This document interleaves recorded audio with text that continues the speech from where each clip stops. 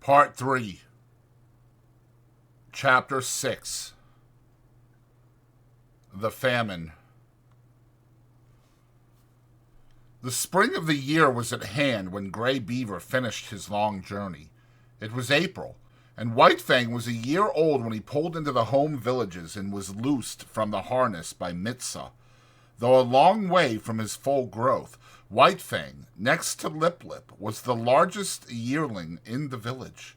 Both from his father, the wolf, and from Quiche, he had inherited stature and strength, and already he was measuring up alongside the full-grown dogs.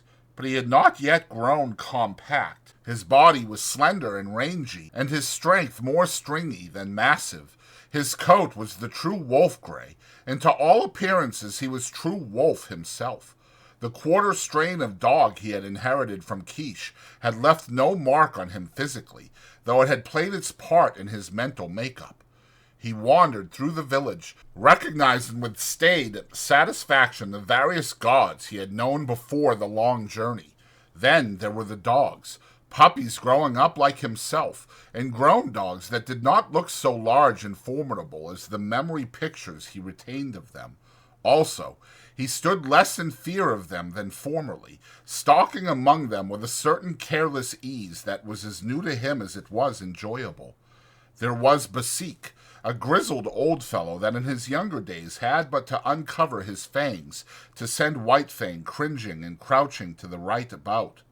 From him, White Fang had learned much of his own insignificance, and from him he was now to learn much of the change and development that had taken place in himself. While Basik had been growing weaker with age, White Fang had been growing stronger with youth. It was at the cutting up of a moose, fresh killed, that White Fang learned of the changed relations in which he stood to the dog world. He had got for himself a hoof and part of the shin bone, to which quite a bit of meat was attached. Withdrawn from the immediate scramble of the other dogs, in fact out of sight behind a thicket, he was devouring his prize, when Basik rushed in upon him. Before he knew what he was doing, he had slashed the intruder twice and sprung clear. Basik was surprised by the other's temerity and swiftness of attack. He stood, gazing stupidly across at White Fang, the raw red shin bone between them. Basik was old, and already he had come to know the increasing valor of the dogs it had been his wont to bully. Bitter experiences these, which, perforce, he swallowed, calling upon all his wisdom to cope with them. In the old days he would have sprung upon White Fang in a fury of righteous wrath, but now his waning powers would not permit such a course. He bristled fiercely and looked ominously across the shin bone at White Fang, and White Fang, resurrecting quite a deal of the old awe, seemed to wilt and to shrink in upon himself and grow small, as he cast about in his mind for a way to beat a retreat not too inglorious. And right here Basik erred. Had he contented himself with looking fierce and ominous, all would have been well. White Fang, on the verge of retreat, would have retreated, leaving the meat to him. But Basik did not wait. He considered the victory already his and stepped forward to the meat. As he bent his head carelessly to smell it, White Fang bristled slightly. Even then it was not too late for Basik to retrieve the situation. Had he merely stood over the meat, head up and glowering, White Fang would ultimately have slunk away, but the fresh meat was strong in Basik's nostrils, and greed urged him to take a bite of it. This was too much for White Fang. Fresh upon his months of mastery over his own teammates, it was beyond his self-control to stand idly by while another devoured the meat that belonged to him. He struck, after his custom, without warning. With the first slash, Basik's right ear was ripped into ribbons. He was astounded at the suddenness of it, but more things, and most grievous ones, were happening with equal suddenness. He was knocked off his feet. His throat was bitten. While he was struggling to his feet, the young dog sank teeth twice into his shoulder. The swiftness of it was bewildering. He made a futile rush at White Fang, clipping the empty air with an outraged snap. The next moment his nose was laid open, and he was staggering backward away from the meat. The situation was now reversed. White Fang stood over the shin bone, bristling and menacing, while Basik stood a little way off, preparing to retreat. He dared not risk a fight with this young lightning flash, and again he knew, and more bitterly, the enfeeblement of oncoming age. His attempt to maintain his dignity was heroic. Calmly turning his back upon young dog and shinbone, as though both were beneath his notice and unworthy of his consideration, he stalked grandly away. Nor, until well out of sight, did he stop to lick his bleeding wounds. The effect on White Fang was to give him a greater faith in himself and a greater pride. He walked less softly among the grown dogs. His attitude toward them was less compromising. Not that he went out of his way looking for trouble, far from it, but upon his way he demanded consideration. He stood upon his right to go his way unmolested and to give trail to no dog. He had to be taken into account, that was all. He was no longer to be disregarded and ignored, as was the lot of puppies, and as continued to be the lot of the puppies that were his teammates. They got out of the way, gave trail to the grown dogs, and gave up meat to them under compulsion. But White Fang, uncompanionable, solitary, morose, scarcely looking to right or left, redoubtable, forbidding of aspect, remote and alien, was accepted as an equal by his puzzled elders. They quickly learned to leave him alone, neither venturing hostile acts nor making overtures of friendliness. If they left him alone, he left them alone, a state of affairs that they found, after a few encounters, to be preeminently desirable. In midsummer, White Fang had an experience.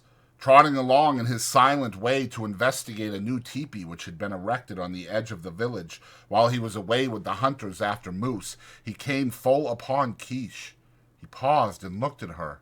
He remembered her vaguely, but he remembered her, and that was more than could be said for her. She lifted her lip at him in the old snarl of menace, and his memory became clear. His forgotten cubhood, all that was associated with that familiar snarl, rushed back to him. Before he had known the gods, she had been to him the centerpin of the universe. The old familiar feelings of that time came back upon him, surged up within him. He bounded towards her joyously, and she met him with shrewd fangs that laid his cheek open to the bone. He did not understand. He backed away, bewildered and puzzled. But it was not Quiche's fault. A wolf mother was not made to remember her cubs of a year or so before, so she did not remember White Fang. He was a strange animal, an intruder, and her present litter of puppies gave her the right to resent such intrusion. One of the puppies sprawled up to White Fang. They were half-brothers, only they did not know it. White Fang sniffed the puppy curiously, whereupon Quiche rushed upon him, gashing his face a second time. He backed farther away.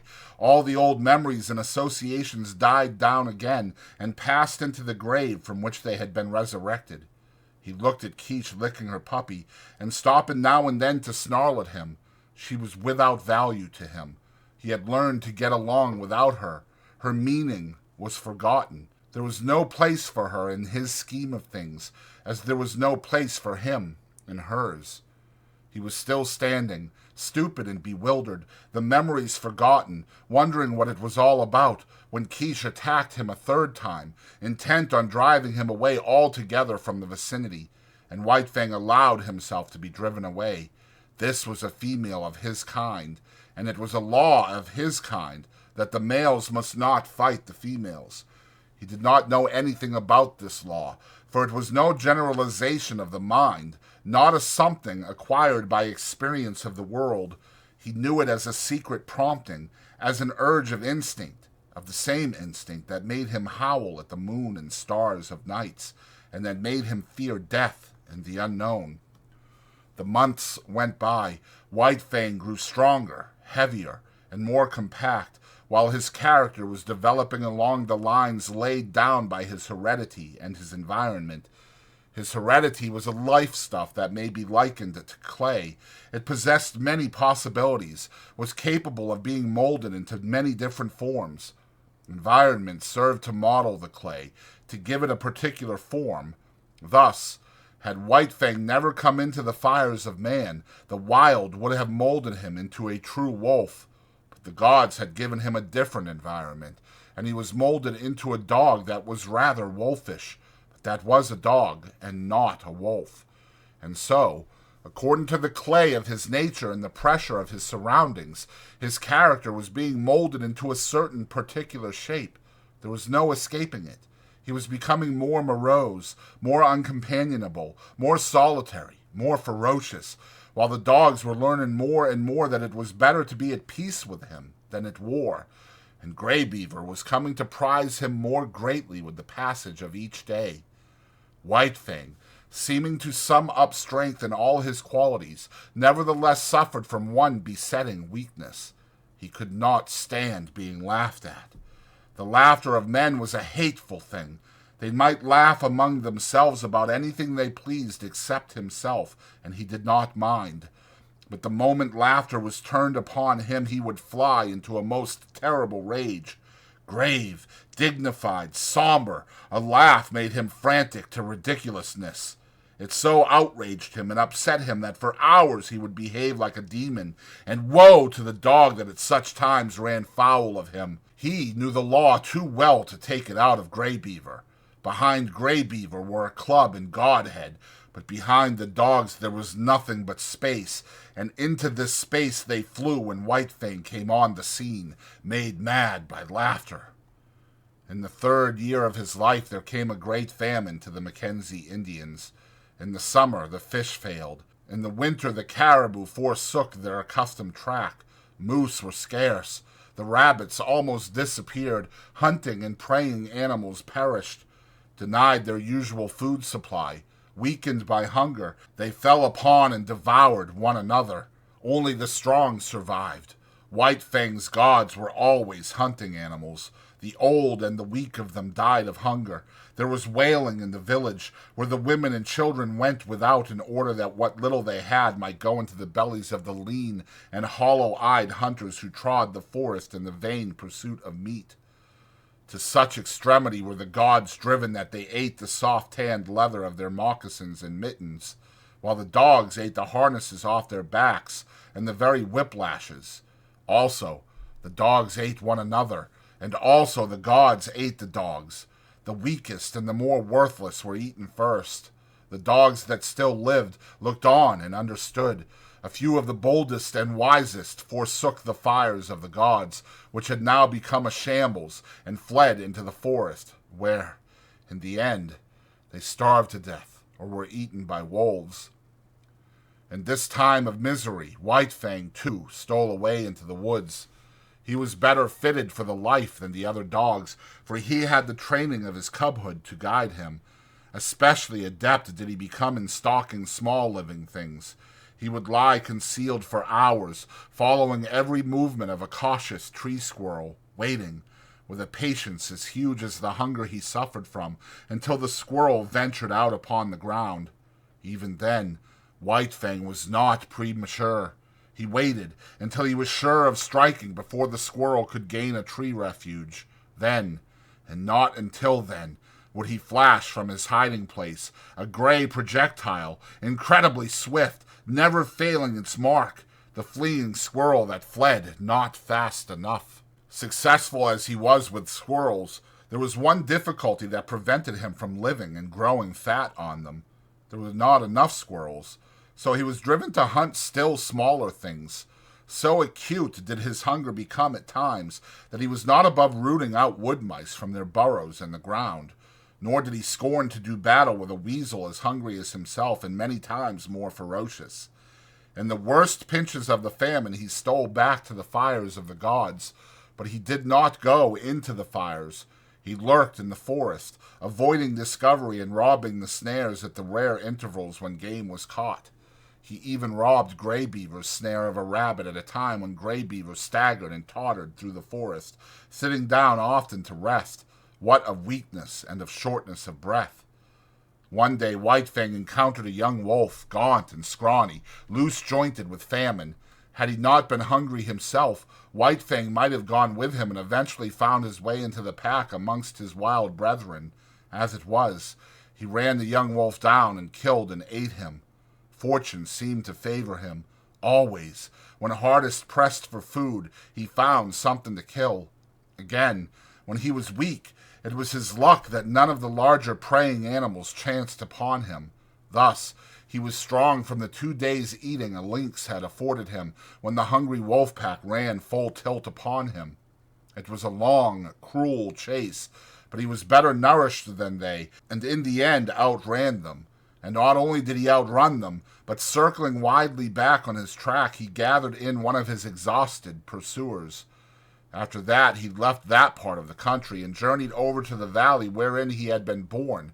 Here, in the old lair, he encountered Quiche. Up to her old tricks, she, too, had fled the inhospitable fires of the gods and gone back to her old refuge to give birth to her young. Of this litter, but one remained alive when White Fang came upon the scene, and this one was not destined to live long. Young life had little chance in such a famine.